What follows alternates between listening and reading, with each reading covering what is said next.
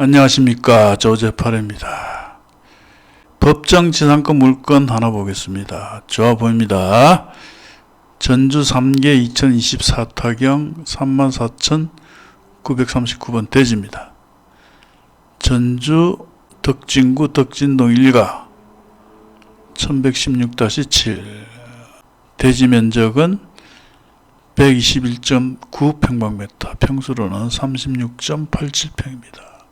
감정금액은 3억 231만 2천원.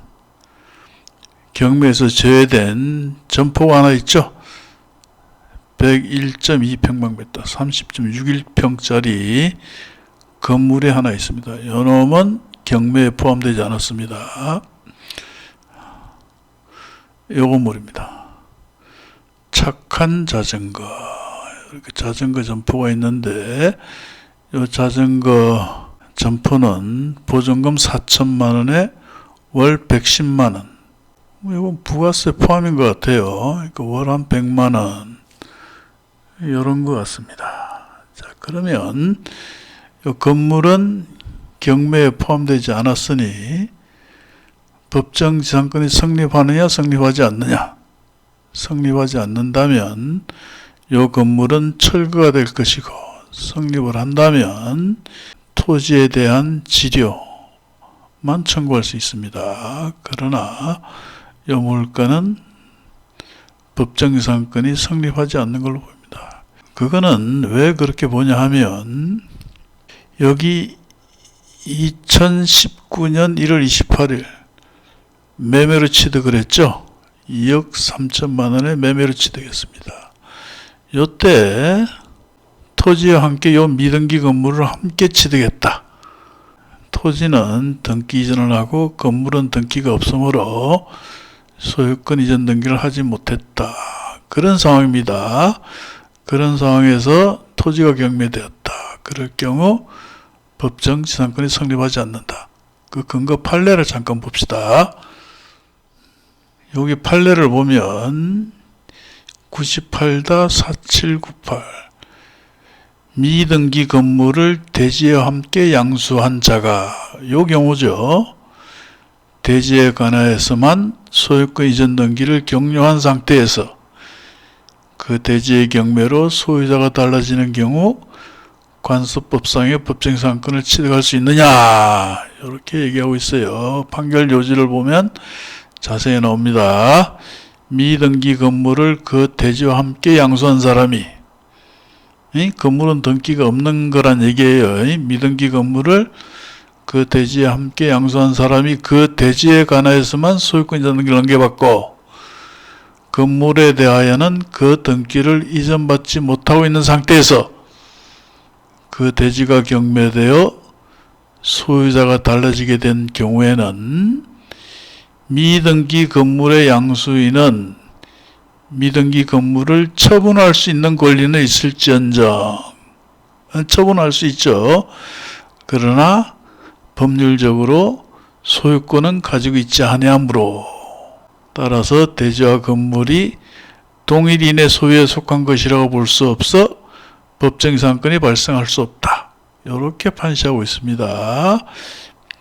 이게 무슨 말이냐면, 미등기 건물을 양수한 사람은 소유권은 없다. 처분할 권리는 있을지언정 소유권은 가지고 있지 않다. 그 얘기입니다. 따라서 이 물건은 법정지상권이 성립하지 않는다. 자, 그리고 현재 2억 1210만 6천원입니다.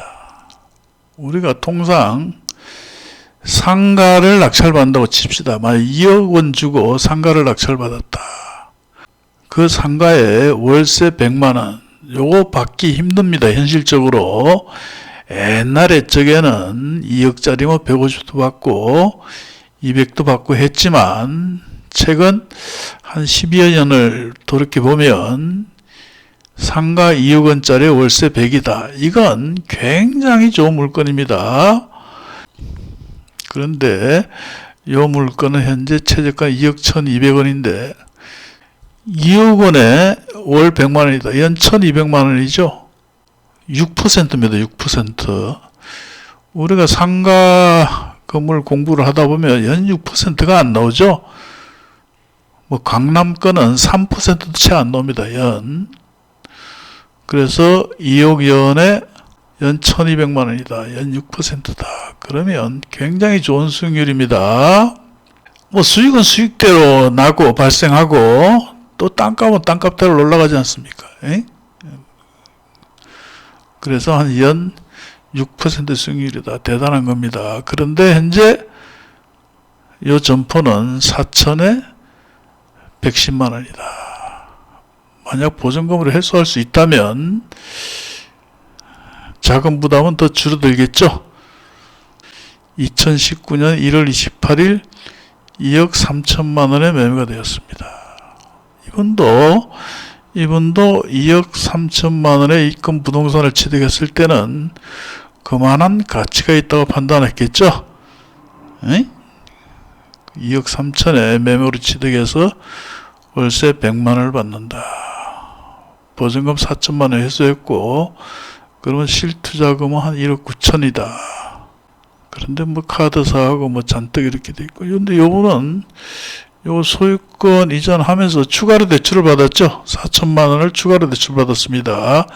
이전 소유자가 1억 5,600, 1억 2천 대출을 받았고 그 대출을 승계하면서 그리고 소유권 이전 날 4천만 원을 추가로 대출 받았다.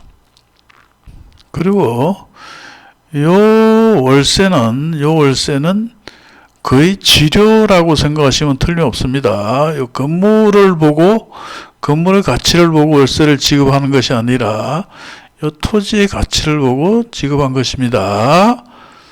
만약 요 지료 청구를 한다. 지료 청구만 하더라도 월 100만 원 나올 것 같습니다.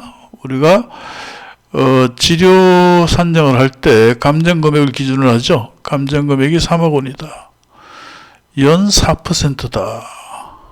에? 그러면 1200만 원, 월 100만 원 거의 비슷하죠. 그래서 이 토지를 낙찰을 받으면 뭐 건물도 같이 낙찰 받았다. 이렇게 판단하면 됩니다. 주인 입장에서 월세를 받을 수 있겠습니까? 지료를 줘야 되는데, 그죠? 지료는 요 금액 상당이다. 따라서 요 금액이 주인한테로 갈 것이 아니라 이 토지의 새로운 낙찰자에게 가야 된다. 경매는 이 큰 줄기를 봐야 됩니다. 만약 그렇게 되지 않으면 안 된다. 그런 생각할 필요가 없어요. 뭐 지료도 한 월 100만 원 나오겠다. 월세도 한 100만 원이다. 그러면 요 건물은 내 것이다.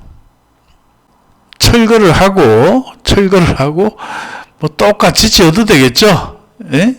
또 내가 이 토지를 제대로 활용하겠다 하면 철거를 하고 멋지게 지으면 되겠죠. 멋지게 이렇게 옆에 건물은 아주 멋지게들 지었습니다.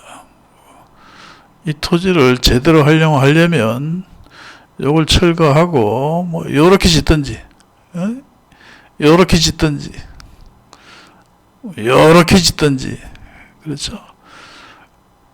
뭐 이런 식으로 짓든지 활용도는 굉장히 높다. 따라서 나는 이 토지를 좀 더 효율적으로 쓰고 싶다. 그러면 철거하고 이렇게 2층입니까? 3층입니까? 3층인가 보네. 여기 3층 건물을 올리든지, 올려서 월세 이빠이 받아 잡수시든지 그렇게 하시면 됩니다.